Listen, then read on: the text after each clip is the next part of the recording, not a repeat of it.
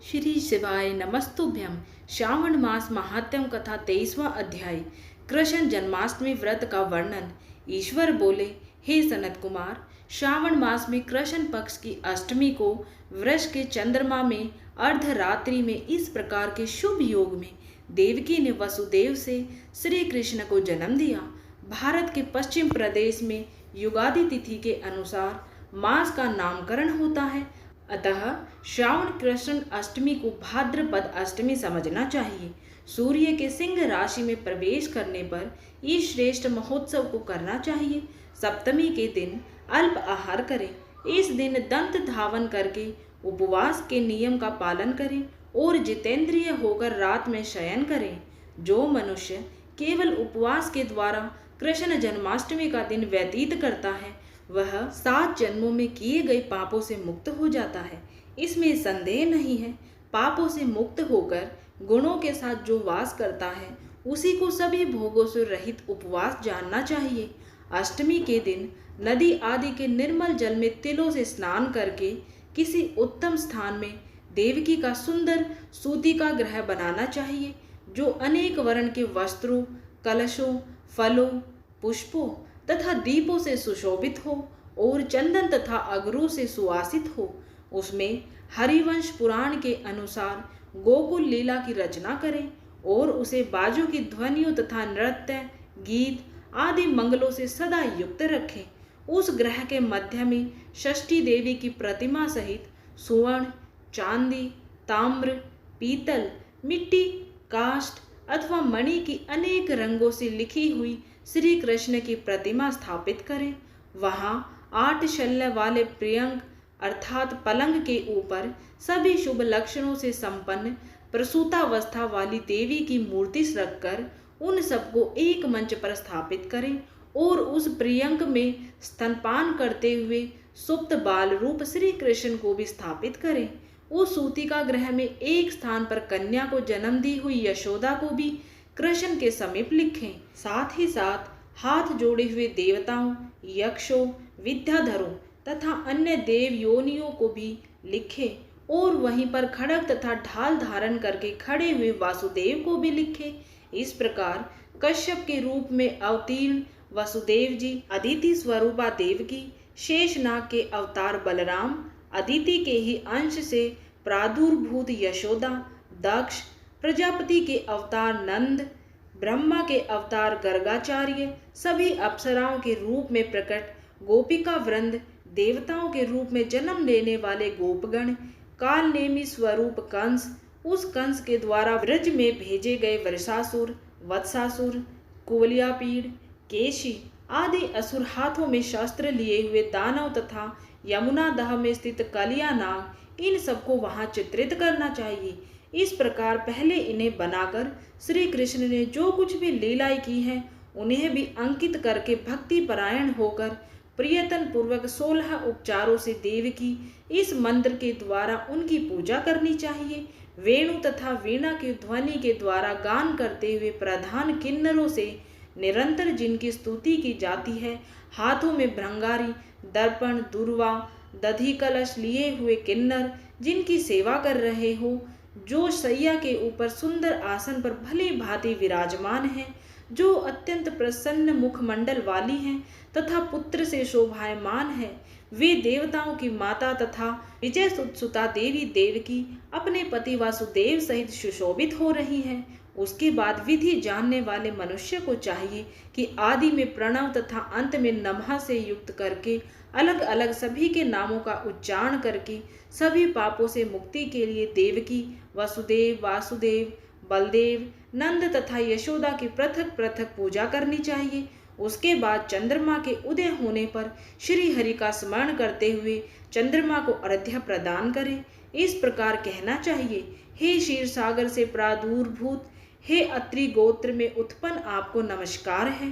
हे रोहिणी कांत, मेरे इस अर्घ्य को आप स्वीकार कीजिए। देवकी के साथ वासुदेव, नंद के साथ यशोदा, रोहिणी के साथ चंद्रमा और श्री कृष्ण के साथ बलराम की विधिवत पूजा करके मनुष्य कौन सी परम दुर्लभ वस्तु को नहीं प्राप्त कर सकता है। कृष्णाष्टमी का व्रत 1 करोड़ एकादशी व्रत के समान होता है। इस प्रकार से उस रात पूजन करके प्रातः नवमी तिथि को भगवती का जन्म महोत्सव वैसे ही मनाना चाहिए जैसे श्री कृष्ण का हुआ था। उसके बाद भक्ति पूर्वक ब्राह्मणों को भोजन कराना चाहिए और उन्हें जो जो अभिष्ट हो गो धन आदि प्रदान करना चाहिए। उस समय यह कहना चाहिए, श्री कृष्ण मेरे ऊपर प्रसन्न हो, गो तथा ब्राह्मण की हित करने वाले आप वासुदेव को नमस्कार है, शांति हो, कल्याण हो, ऐसा कहकर उनका विसर्जन कर देना चाहिए। उसके बाद मौन होकर बंधु बांधवों के साथ भोजन करना चाहिए।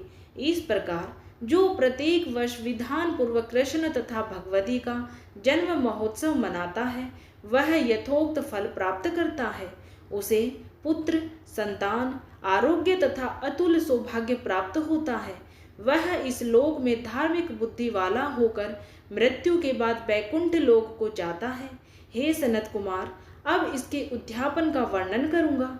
इसे किसी पुण्य दिन में विधि पूर्वक करें।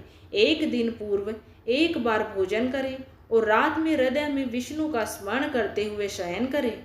इसके बाद प्रातःकाल संध्या आदि कृत्य संपन्न करके ब्राह्मणों को स्वस्ति वाचन कराएं और आचार्य का व्रण करके ऋत्विजों की पूजा करें।